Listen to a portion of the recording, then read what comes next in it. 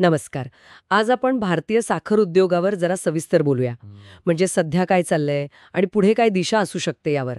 आपल्याकडे national federation of cooperative sugar फॅक्टरीजची म्हणजे NFCSFची 2 जून 2025ची एक प्रेस रिलीज आहे. तर त्या आधारावर साखरेचा बाजार, इथेनॉल मिश्रण कार्यक्रम, आव्हानं या सगळ्यावर आपण बोलणार आहोत. आपलं मुख्य उद्दिष्ट काय? तर साखरेचं उत्पादन, आपली देशांतर्गत गरज आणि हा जो मोठा इथेनॉल कार्यक्रम आहे यातला समतोल कसा साधायचा हे समजून घेणं. सुरुवात करूयात सध्याच्या बाजाराने. साखरेच्या किमती काय वाटतं? स्थिर आहेत.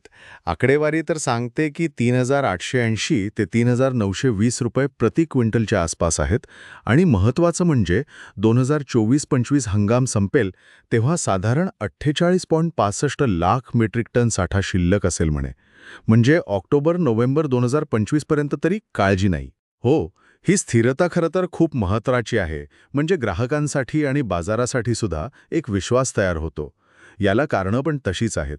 एकतर उत्पादन थोडं कमी झालंय, मागणी चांगली आहे आणि सरकारने पण निर्यातीवर वगैरे बंधनं घातलीत, कोटा नियंत्रित ठेवलाय, त्यामुळे सगळं जुळून आलंय. आणि पुढे काय?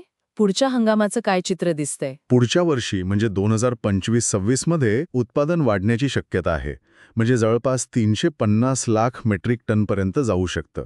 याला कारण म्हणजे एकतर मान्सून चांगला राहील असा अंदाज आहे, ऊस लागवड वाढली आहे, विशेषतः महाराष्ट्र आणि कर्नाटकात, आणि सरकारने जी FRP वाढवली ना वेळेवर, हो, रास्त आणि किफायतशीर किंमत. अगदी त्याचाही परिणाम आहे. शेतकऱ्यांना प्रोत्साहन मिळतं त्याने. हे झालं साखरेचं. पण आता वळूया त्या इथेनॉलकडे. हा विषय जरा जास्त गुंतागुंतीचा वाटतोय मला. म्हणजे EBP कार्यक्रम अतिरिक्त साखरेवरचा उपाय म्हणून पाहिला गेला होता, बरोबर? हो, नक्कीच. आकडे तर प्रभावी आहेत. 2018 मध्ये 518 कोटी लिटर क्षमता होती. आता 2025 मध्ये 1800 कोटी लिटर. आणि मिश्रण पण 4.22% वरून 18.61% पर्यंत गेलंय म्हणे 30 एप्रिल 2025 पर्यंत. पण खरी गंमत तर 2022-23 मध्ये झाली होती, जेव्हा 43 लाख मेट्रिक टन साखर इथेनॉलसाठी वापरली. ते एकूण मिश्रणात तब्बल 73% होतं. अगदी तो विक्रमच होता. पण त्यानंतर चित्र थोडं बदललं आहे. साखरेपासून इथेनॉल बनवणं कमी झालंय. 2023-24 मध्ये ते फक्त 270 कोटी लिटरवर आलं, म्हणजे जेमतेम 38% वाटा.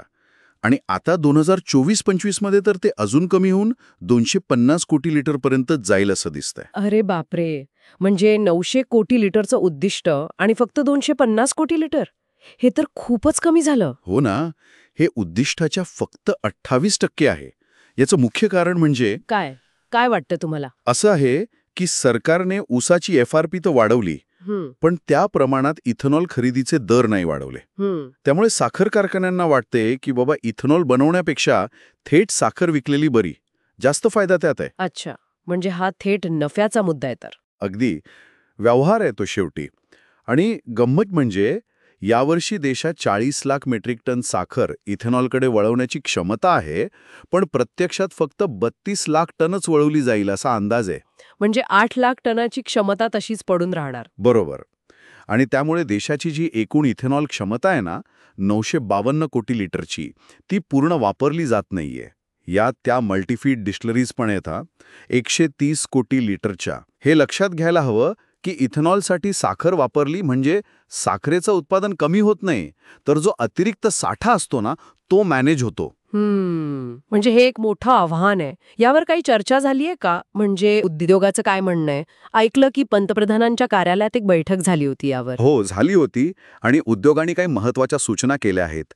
पहिली म्हणजे कच्च्या मालाचे दर वाढतायत, ऊस, मका, तांदूळ वगैरे. तर त्याप्रमाणे इथेनॉलचे खरेदी दर पण वाढवा, नाहीतर गणित बसणार नाही. बरोबर. दुसरी सूचना?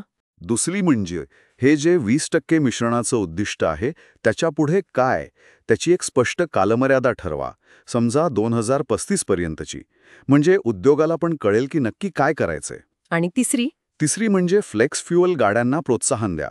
म्हणजे ज्या गाड्या थेट जास्ती इथेनॉलवर चालू शकतील. म्हणजे या सगळ्या सूचना थेट इथेनॉल उत्पादनाच्या नफ्याशी आणि भविष्यातील त्याच्या व्यवहार्यतेशी जोडलेल्या आहेत. अगदी.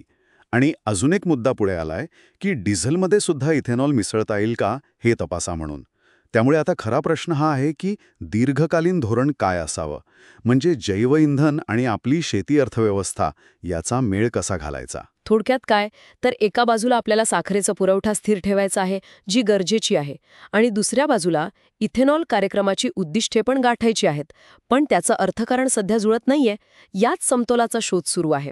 बरोबर. आणि जाता जाता एक विचार मनात येतो, आपण मान्सूनवर किती अवलंबून आहोत, जागतिक बाजारात काय बदल होतात, या सगळ्या परिस्थितीत भारत आपली अन्न सुरक्षा म्हणजे साखर आणि ऊर्जा सुरक्षा म्हणजे इथेनॉल ही दोन्ही उद्दिष्टे कशी साधू शकेल आणि ती अधिक लवचिक कशी बनवता येतील. म्हणजे फक्त ऊसावर अवलंबून न राहता दुसरे कोणते जैवऊर्जा पर्याय आहेत जे आपल्याला मदत करू शकतील, हा विचार नक्कीच करायला हवा.